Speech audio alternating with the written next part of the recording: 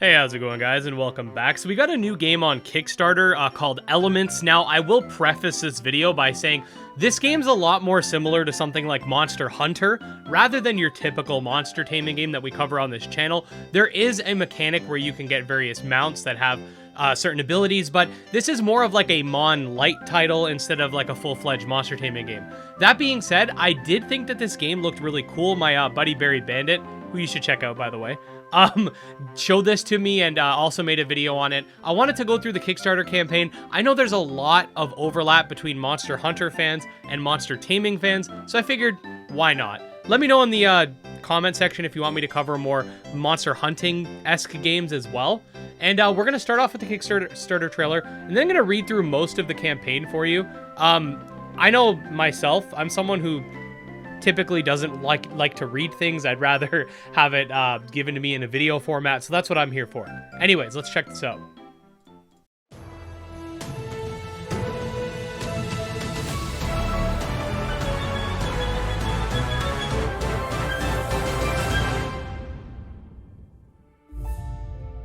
For thousands of years, brave warriors have journeyed to Elemithia in search of 8 magical stones hidden throughout the world and linked to the elements of Earth. These stones possessed unrivaled power that fueled corruption and divided what was once a peaceful world. Many have tried and failed to harness the magic of the stones, but now that quest belongs to me.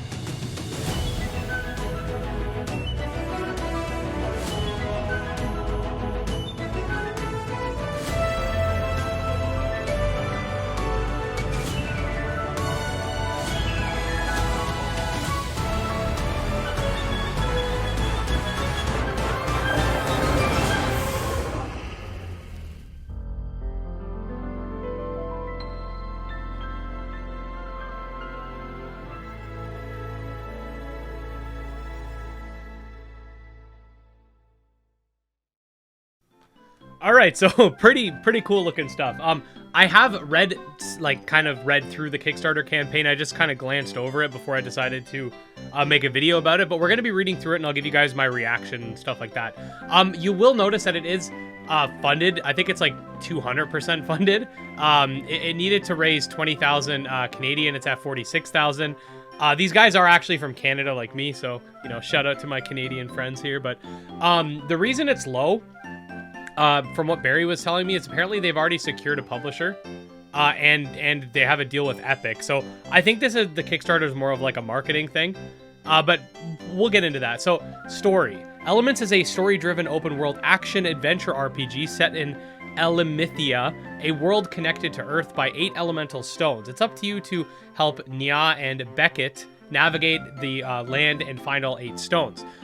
You get to play as Nia. I think they're pronounced Nia maybe, or someone can join as Beckett in split screen couch co-op. That's pretty cool. It's up to you to explore, build, farm, craft, and fight to find the stones in order to rebalance that in the Earth. Then they have some tier stuff. I'm not going to go through all of this, like the influences and stuff, but I'll go through these quick, but I'm not going to go through like these different videos. But so their inspirations are Zelda, The Witcher, Minecraft, Destiny, My Neighbor Totoro. That's awesome. That's like one of my wife's favorite movies. Same with Spirited Away. Onward, and Pokemon, right? So there is Pokemon elements in this, in terms of like the mounts and stuff like that. Again, it's not going to be like a full-fledged monster taming game, but there are monster companions that you can recruit and summon. So we're going to go down here. So they have stretch goals, obviously. So more into the story. On a night seemingly like any other, Nia and Beckett are awoken by a powerful storm. The elemental chaos on Earth has reached its peak. The fate of humanity hangs in the balance, although they are unsure if Nia and Nia, I think it's Nia, if I'm pronouncing it wrong, I apologize, are ready. Their parents know tonight they must start their quest. 8 legendary stones of great power wait to be found in a mystical realm called Elementhia, I think is how you say that. These stones offer one last hope to rid the planet of this elemental chaos once and for all. Where did it come from and how has it remained a secret? Who hid the stones and why? What or who stands between you and your quest to recover the stones and save your world? The answers are within Elemethia. It's up to you to find them. I'm going to just start saying the world instead of couch co-op. Yeah, you can play split screen. Exploration. Journey across the 8 dynamic biomes, each of which have a unique story to tell, and restore balance for its creatures who may know some of the secrets of the stones. This is just a little typo there. Walk, run, grapple, climb, and glide around the world and see what it has to offer. Building. Gaining reputation with the village and its villagers will grant you access to build. This will give a place to rest, store your gear, craft new gear, etc. Customize your place with new props unique to the surrounding village. You can even build a portal that will connect you with fast travel to your other homesteads throughout the world. Now, I'm hoping building and crafting and stuff like, I'm hoping that like building and stuff like that isn't like too integral. I get pretty, I have ADHD, that's all you guys need to know. I get pretty tired of building really quick, but if it's just to sort of set up your base and stuff, I'm cool with that. I just don't want it to be like a full-on Minecraft-esque game, but it seems like it's more going to be in the vein of something like Dragon Quest Builders, where it's kind of like that, but it has like a big story and stuff like that, so sounds pretty cool. Gather resources you find in the world to build your homestead, chop trees for wood, mine for boulders, and don't forget to grab berries. Farming. That's another thing. I'm not super into farming as long as it's not like Stardew Valley level, like we should be good. It's rich with resources and its soil is always ready for planting. Once you've built a homestead, you can plant crops that will grow. They can be harvested for cooking ingredients to make potions and consumables that can boost your stats temporarily. So it sounds like this is like optional stuff, which I'm always down for. You can keep animals around your homestead. These creatures will give you additional items like eggs, milk, or even feathers. These items can be used for cooking potions and crafting gears. So these are our farm animals and creatures. So these are separate from the mounts in the game, which we're going to get to shortly. Crafting. Blacksmiths in different villages will give you access to new crafting opportunities. This means the more you explore, the more gear you'll have access to through exploration and by means of crafting.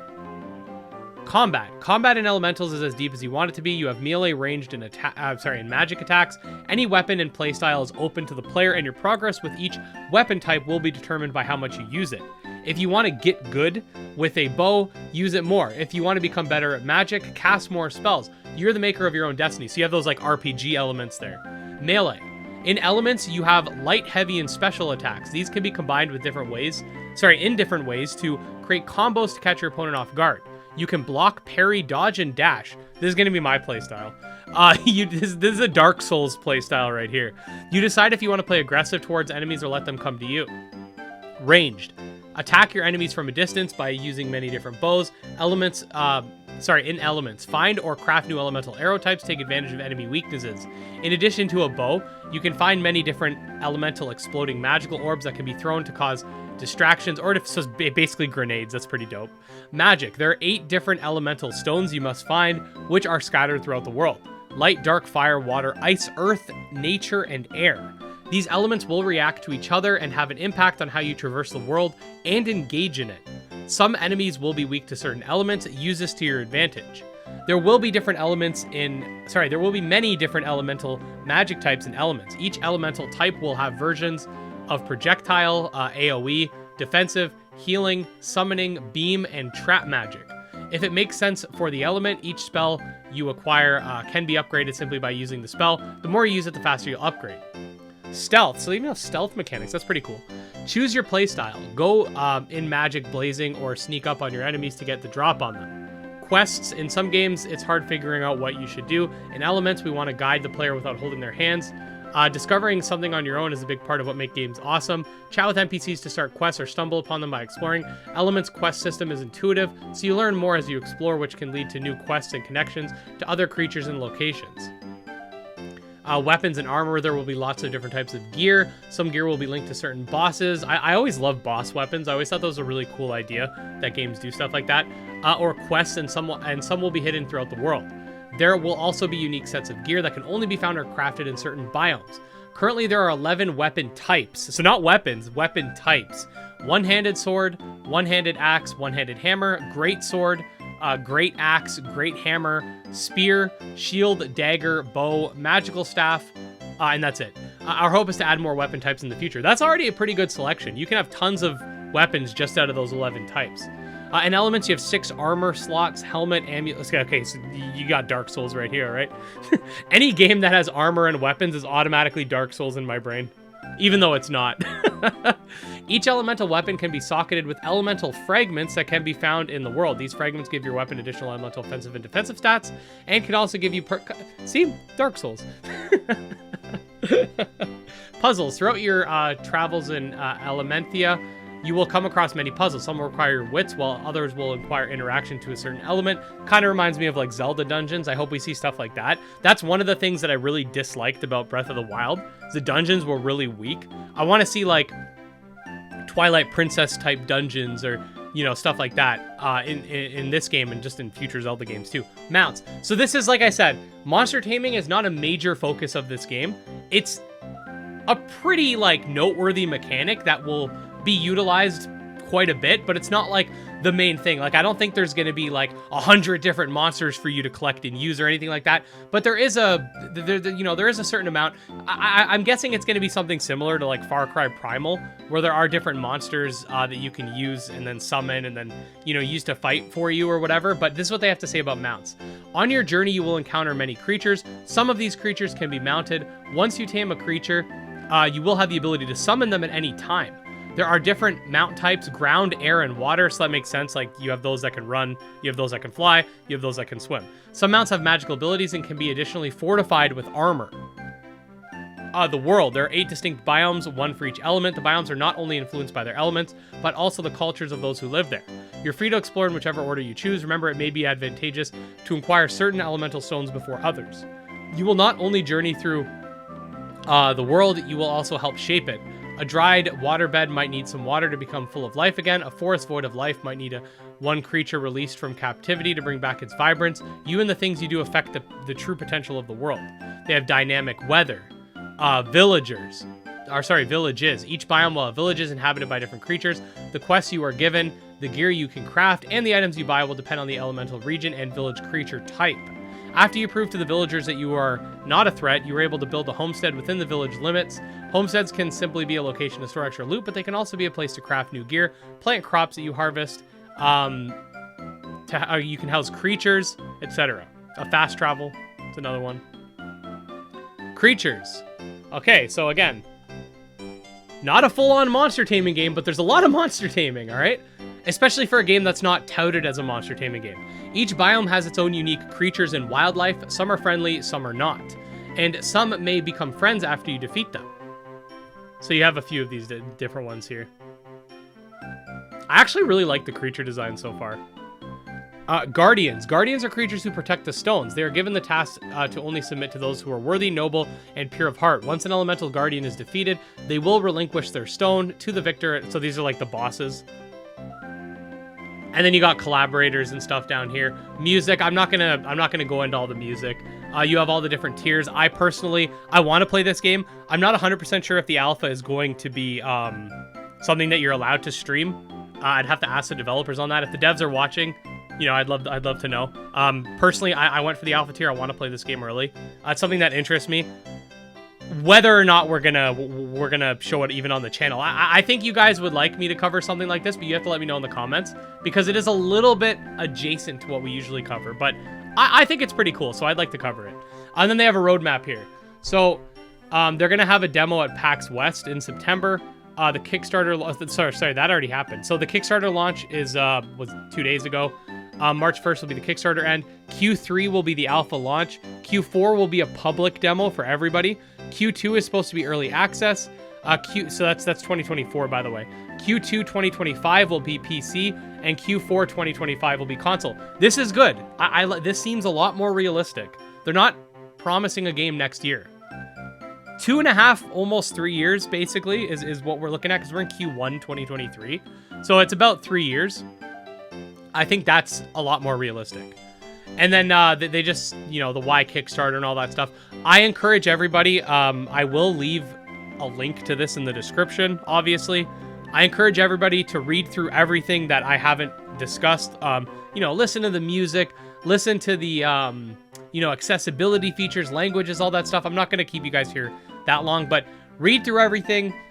You know, do your own research, come to your own conclusions if you want to back. I always say this, Kickstarter, there's always a risk involved no matter how secure something seems. So if this is something that you guys want to back, make that decision for yourself. I will lead you there via the Kickstarter link, but I will not tell you to back or not to back. I personally backed $40. I want to play the alpha. It's up to you if you want to do the same. Other than that, let me know if you guys want to see me, you know, play that alpha when it comes out. If you want more coverage of this game, I think it's pretty cool. I'd like to, you know, bring it into the mix, but that'll be up to you guys. So let me know in the comment section if you do want to stay up to date on all things monster taming.